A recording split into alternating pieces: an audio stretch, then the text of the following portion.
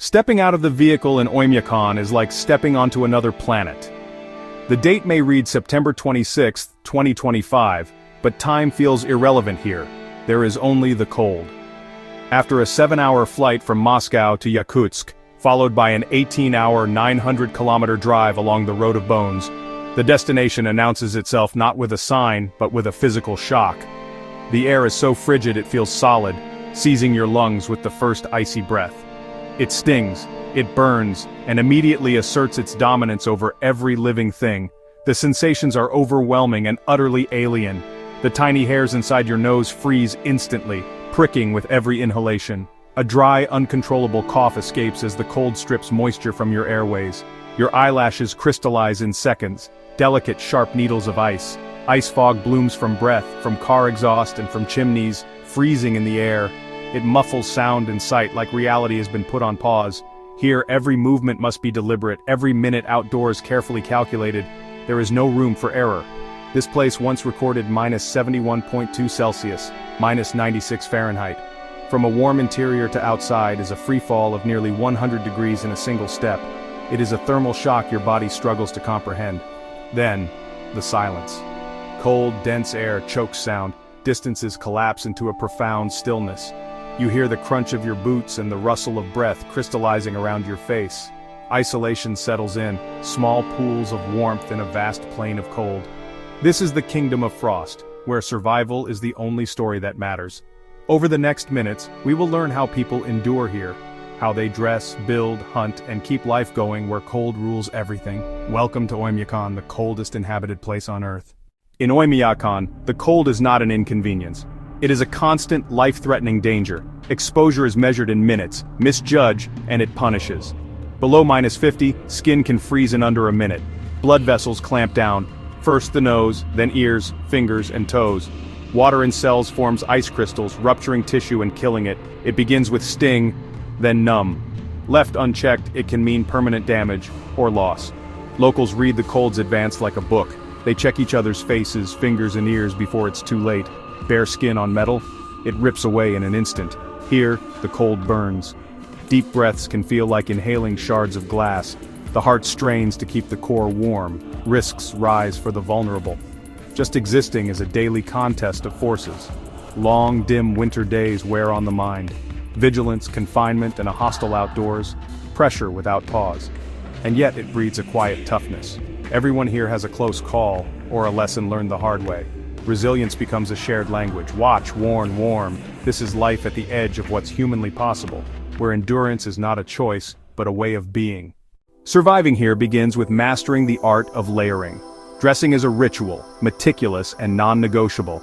It is pure function, engineering for a human climate shell. Layers trap air, your most vital insulation. 20+ garments can weigh 14 kilos, your mobile survival suit. Start with wool or moisture-wicking synthetics, then mid-layers, fleece, wool shirts, insulated trousers. The outer shell is everything. Traditional reindeer fur often outperforms modern tech here. Coat, trousers, unti boots, and a fur hat with ear flaps, gold standard gear. Hands, thin liners for dexterity, then thick fur-lined mittens. Feet, layered wool socks, then unti, portable heaters for your toes. Face, a scarf or shawl to pre-warm the air you breathe. Gear alone won't save you, know how to use it.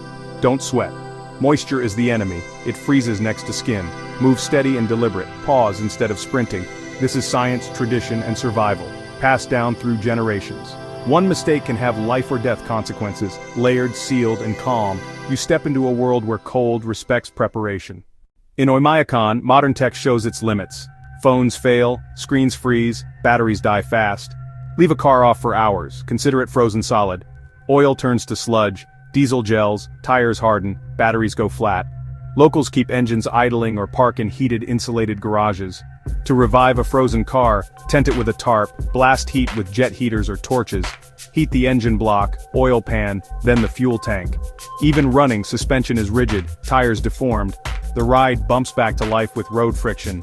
Here, simple, robust tools beat delicate gadgets. Pens freeze, metal sticks to skin, glasses fog, then ice. Ingenuity fills the gaps, insulation, persistence, and patience.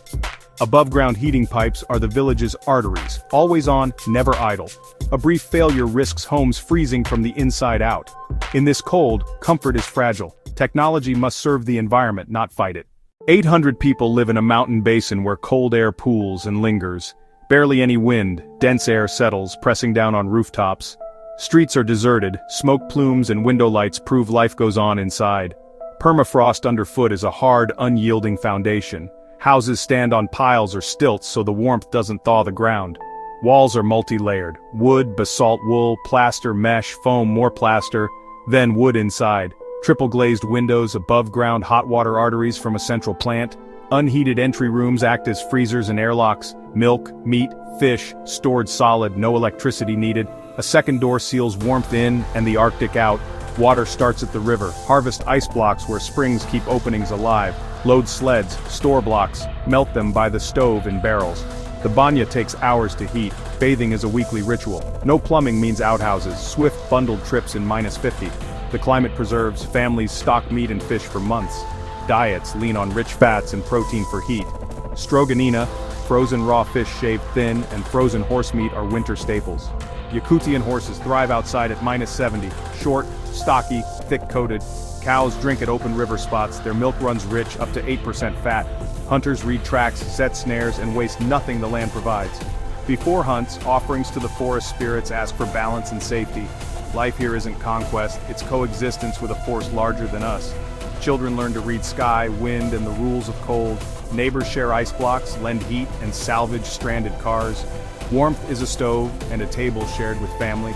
Oymyakon reminds us, strength isn't bending nature, it's living in harmony with it.